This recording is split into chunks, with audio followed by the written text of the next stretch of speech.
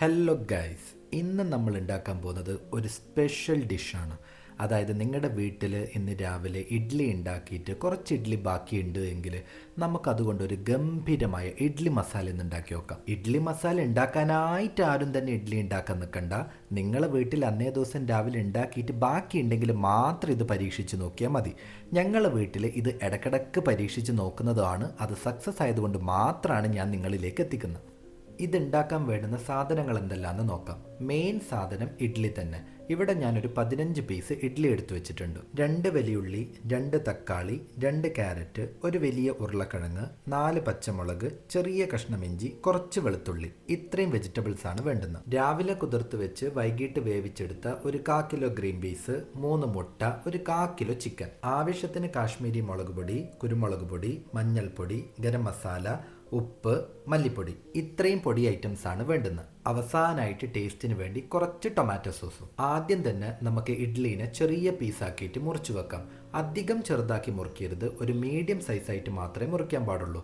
കാരണം ഇത് ചിലപ്പോൾ ഉടഞ്ഞു പോകും. അതിനുശേഷം സ്റ്റൗ കത്തിച്ച് പാൻ ഒന്ന് ചൂടായിട്ട് വരുമ്പോൾ അതിലേക്ക് സൺഫ്ലവർ ഓയിൽ ഒഴിക്കുക. അതിലേക്ക് മഞ്ഞൾപ്പൊടി, കാശ്മീരി മുളക് പൊടി, ഗരം മസാല, കുരുമുളക് പൊടി, മല്ലിപ്പൊടി എന്നിവയൊക്കെ ഇട്ട് പച്ചമണം മാറുന്നത് വരേക്കും ഒന്ന് വഴറ്റിയെടുക്കുക. എന്നിട്ട് മുറിച്ച് വെച്ച ഇഡ്ഡലി കഷ്ണങ്ങളെല്ലാം ഇതിലേക്ക് ഇട്ടിട്ട് മസാല ഈ ഇഡ്ഡലിയിൽ പിടിക്കുന്നത് വരേക്കും മെല്ലനെ ഉടഞ്ഞു പോവാതെ ഒന്ന് ഇളക്കി കൊടുക്കുക. ഇതിലേക്ക് ആവശ്യത്തിനുള്ള ഉപ്പ് കൂടി ചേർത്ത് നല്ല പോലെ മിക്സാക്കി സ്റ്റൗ ഒന്ന് മാറ്റി വെക്കുക. പ്രത്യേകം ശ്രദ്ധിക്കണം, ലോ ഫ്ലെയിമിലായിരിക്കണം ഇതൊക്കെയും ചെയ്യേണ്ടത്. ഇനി നമുക്ക് ചിക്കൻ്റെ പരിപാടി നോക്കാം. കഴുകി വൃത്തിയാക്കിയ 1/4 കിലോ ചിക്കനിലോട്ട് കുറച്ച് ജിഞ്ചർ ഗാർലിക് പേസ്റ്റ്, മഞ്ഞൾപ്പൊടി, കുരുമുളക് പൊടി, ഗരം മസാല, മുളക് പൊടി, ഉപ്പ്, കുറച്ച് തൈര് എന്നിവ ചേർത്ത് നല്ല പോലെ തേച്ച് പിടിപ്പിച്ച് ഒരു 15 മിനിറ്റത്തേക്ക് മാറ്റിവെക്കാം. 15 മിനിറ്റിന് ശേഷം നമ്മൾ മാരിനേറ്റ് ചെയ്ത് വെച്ച ചിക്കൻ പൊരിച്ചെടുക്കാം. അതിനായിട്ട് സ്റ്റൗ കത്തിച്ച് പാൻ ഒന്ന് ചൂടായിട്ട് വരുമ്പോൾ സൺഫ്ലവർ ഓയിൽ ഒഴിച്ച് കുറച്ച് ചിക്കനായിട്ട് വറുത്ത് കോരി എടുക്കാം. ഇനി നമുക്ക് പച്ചക്കറീൻ്റെ പരിപാടി നോക്കാം. ചിക്കൻ പൊരിച്ച് ബാക്കി വന്ന എണ്ണയിൽ തന്നെ ചെറിയ ക്യൂബായിട്ട് കട്ട് ചെയ്ത സവാള നമുക്കൊന്ന് വഴറ്റിയെടുക്കാം. സവാള ഒന്ന് വാടി വരുമ്പോൾ അതിലേക്ക് ചെറുതായി അരിഞ്ഞ വെളുത്തുള്ളിയും ഇഞ്ചിയും ചേർത്തൊന്ന് മിക്സ് ചെയ്യുക. ഇതിലേക്ക് മുറിച്ച് വെച്ച പച്ചമുളകും തക്കാളിയും കറിവേപ്പിലയും ചേർത്ത് നല്ല പോലെ വഴറ്റിയെടുത്തതിന് ശേഷം ആവശ്യത്തിന് ഉപ്പും കൂടെ ചേർക്കുക. ഇതിലേക്ക് ഗ്രീൻ പീസ് വേവിച്ച വെള്ളം ചേർത്ത് കൊടുക്കാം. ആവശ്യമാണെങ്കിൽ മാത്രം കുറച്ച് ചൂടുവെള്ളം കൂടി ചേർത്ത് അതിലേക്ക് മുറിച്ച് വെച്ച ഉരുളക്കിഴങ്ങും ക്യാരറ്റും ഇട്ട് വേവിച്ചെടുക്കാം.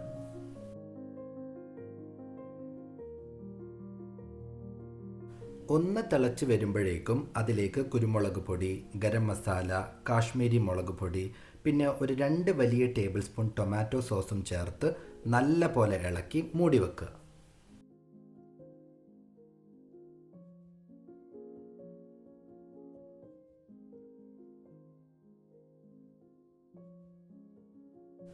വെള്ളമൊക്കെ വറ്റി ഇത് മൊത്തത്തിലൊന്ന് കുറുകി വരുമ്പോൾ നമുക്ക് നേരത്തെ വേവിച്ച് വെച്ച ഗ്രീൻ പീസ് ഇതിലേക്ക് ചേർത്ത് കൊടുക്കാം. ഇതിലേക്ക് നമ്മൾ നേരത്തെ ഷാലോ ഫ്രൈ ചെയ്ത് വെച്ച ഇഡ്ഡലി പീസസ് ഒക്കെ ഇട്ട് നല്ല പോലെ മിക്സ് ചെയ്യുക. ഈ ഒരു മസാല അതിലെ ഓരോ ഇഡ്ഡലി പീസസിലേക്കും പിടിക്കുന്ന രീതിയിലായിരിക്കണം മിക്സ് ചെയ്യേണ്ടത്.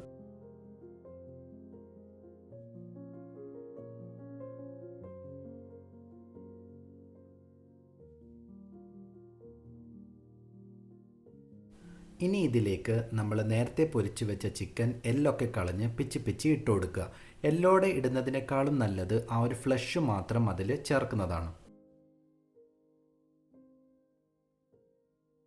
ടോപ്പിങ്ങിന് വേണ്ടിയിട്ട് നമുക്ക് ചെറുതാക്കി മുറിച്ച മല്ലിച്ചപ്പ് മൊത്തത്തിലൊന്ന് മുകളിൽ വെതറി കൊടുക്കാം. എന്നിട്ട് ഇതുണ്ടാക്കുന്ന സമയം കൊണ്ട് നമ്മൾ പുഴുങ്ങി വെച്ച 3 മുട്ട ചെറുതാക്കി മുറിച്ച് അത് മുകളിലൊന്ന് ഡെക്കറേറ്റ് ചെയ്ത് വെക്കാം. അങ്ങനെ നമ്മുടെ ഇഡ്ഡലി മസാല റെഡി. ഇഡ്ഡലി കഴിക്കാത്ത ആരെങ്കിലും നിങ്ങളുടെ വീട്ടിലുണ്ട് എങ്കിൽ ഇങ്ങനെ ഉണ്ടാക്കി കൊടുത്താൽ അവരെന്തായാലും ഇഡ്ഡലി കഴിക്കുമെന്നുള്ളത് ഞാൻ ഗ്യാരണ്ടി തരുന്നു. ഇതിൽ ചിക്കനും എഗ്ഗും വെജിറ്റബിൾസും ഒക്കെ ഉള്ളത് കൊണ്ട് ഇതൊരു പ്രോട്ടീൻ റിച്ച് ഡിഷ് തന്നെയാണ്. എല്ലാവരും ഈ ഇഡ്ഡലി മസാല വീട്ടിലുണ്ടാക്കി നോക്കി നിങ്ങളുടെ അഭിപ്രായം കമൻറ്റ് സെക്ഷനിലൂടെ ഞങ്ങൾ അറിയിക്കുക. അപ്പോൾ അടുത്ത വീഡിയോയിൽ കാണുന്നത് വരെ സൈനിങ് ഓഫ്.